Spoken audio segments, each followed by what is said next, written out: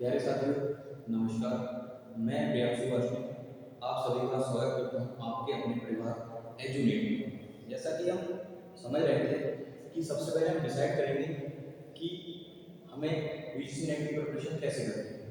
तो उससे पहले एक क्वेश्चन हमारे माइंड में आता है कि यूजीसी नेट होता क्या है। तो आज हम वही समझेंगे कि यूजीसी नेट क्या होता है। देखिए, यूजीसी नेट एक एलिजिबिलिटी एग्जाम है। तो क्या है समझेंगे कि ये एक एलिजिबिलिटी एग्जाम है जो कि किसके लिए काम करता है। अगर आपको भारत में कहीं असिस्टेंट प्रोफेसर बनना है तो उसके लिए एग्जाम क्वालिफाई किया जाता है। उसके लिए क्या करते हैं, यहाँ पर अब इस समय यूजीसी ने या एनटीए ने इसको तीन कैटेगरीज में डिवाइड कर रखा है। पहली कैटेगरी, तीन कैटेगरीज में आपकी पहली कैटेगरी जीआरएफ होती है, दूसरी कैटेगरी नेट होती है और तीसरी कैटेगरी ओनली पीएचडी होती है। जैसा कि मैंने आपको यहाँ समझाया है कि जो जेआरएफ है उसकी जो कट ऑफ है वो सबसे ज्यादा रहती है, हाईएस्ट रहती है। नेट की कट ऑफ थोड़ी सी कम रहती है और ओनली फॉर पीएचडी की कट ऑफ उससे भी और कम रहती है। ये कह सकते हैं सबसे कम रहती है। अब इसका मतलब क्या है, इसका सीन क्या है, तो वो समझने में आना चाहिए। जैसा कि आप जानते हैं, अगर किसी स्टूडेंट के सबसे ज्यादा ज्यादा मार्क्स आते हैं तो उसको जेआरएफ क्वालिफाई माना जाता है अकॉर्डिंग टू उसकी कट ऑफ के। जैसे अगर मैंने आपसे कहा किसी बच्चे के 100 में से 90 नंबर है और 90 नंबर पे हमने कट ऑफ लगा दी है किसकी, जेआरएफ की, तो वो बच्चा जेआरएफ क्वालिफाई माना जाता है। जेआरएफ का मतलब होता है कि उस बच्चे को गवर्नमेंट पीएचडी करने के लिए एक फेलोशिप देती है जिसमें वो अपनी रिसर्च कंप्लीट करता है। नेट का मतलब होता है कि जब तक आप नेट को क्वालिफाई नहीं करते तब तक आप असिस्टेंट प्रोफेसर की वैकेंसी में बैठने के बाद नहीं बन पाते।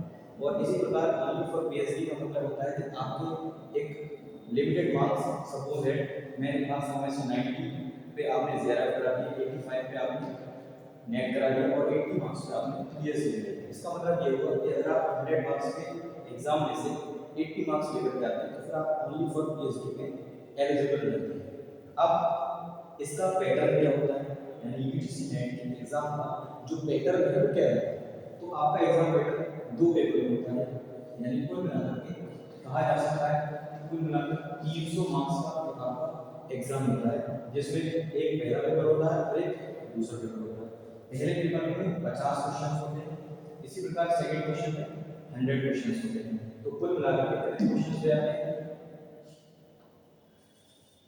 टोटल नंबर ऑफ क्वेश्चन कितने हो जाते हैं 150, जिसमें से 50 पहले पेपर और 100 दूसरे पेपर। एक क्वेश्चन 2 नंबर का होता है। इसी तरह अगर हम देखें तो 50 क्वेश्चन एक क्वेश्चन 2 नंबर का, तो टोटल कितने मार्क्स हो गए 100 मार्क्स। यानी पहला पेपर 100 नंबर, दूसरा पेपर 200 नंबर। पहला पेपर जो रीजनल पेपर होता है, कंपलसरी पेपर होता है।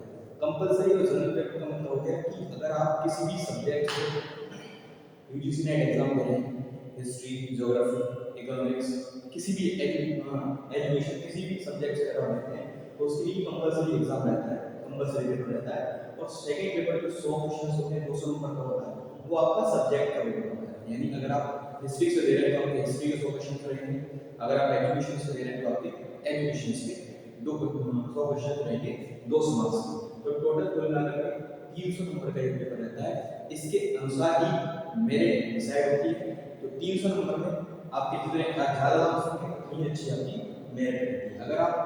अगर मैं आपको फिलहाल का बताऊं इस बार, तो इस बार जो जून 2024 का एग्जाम हुआ है उसमें लगभग 200 प्लस मार्क्स लेकर आने के बाद में आपको जेआरएफ मिला है, जो कि हमेशा से बहुत हाई रही है। तो मैं उम्मीद करता हूँ कि आपको ये वीडियो समझ में आई होगी कि यूजीसी नेट क्या है इसके संबंध में। अगर आपको कोई भी बात समझ में नहीं आती है तो आप कमेंट बॉक्स में कमेंट कर सकते हैं, या कुछ और ज़्यादा बेहतर तरह से अगर आपको मैं समझा सकता हूँ तो आप उसके लिए भी अपनी सजेशन दीजिए। धन्यवाद, बने रहिए, स्टे रहिए एजुकेट के साथ। शुक्रिया।